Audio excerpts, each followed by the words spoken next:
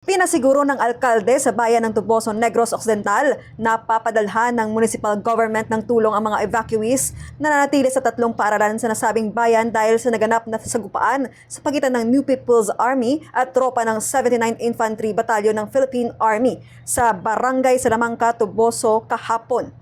Maalala na umabot sa 653 na individual o 168 na pamilya ang kabuuang lumikas mula sa Sitio Dawis at sa Sitio Katubig, Barangay Ugtungan, Sitio Pantalan, Barangay San Jose at Sitio Plariding, Barangay Salamanca na sa ngayon ay nasa Turil Elementary School, San Jose Elementary School at Labi-Labi Elementary School. Sa panayam ng Bombo Radyo Bacolod kay Tuboso Municipal Mayor Richard Haujoco, patuloy pa sa ngayon ang clearing operations ng tropa ng gobyerno sa encounter site. Ayon kay Haujoco, hinihintay pa nila ang abiso ng Armed Forces of the Philippines o AFP kung kailan makakabalik ang mga lumikas ng mga residente sa kanilang mga bahay.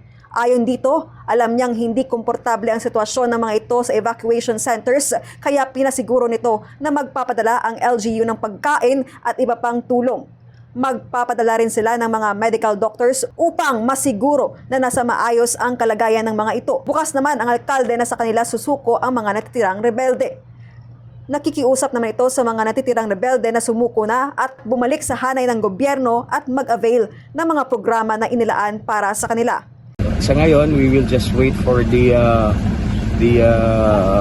guidance of the AFP and whenever kailan pwedeng bumalik sa mga bahay nila, no?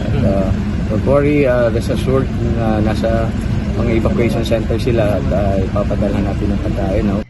Samantala, may isang army na may ranggong korporal ang nasugatan sa kanyang kaliwang braso na nasa maayos na kalagayan ngayon. Mula rito, sa bayan ng Tuboso, Negros Occidental, ito si Bombo Grace Den Lubaton and this is Bombo Radyo Philippines, the #1 and most trusted source of news and information. Basta Radyo, Bombo!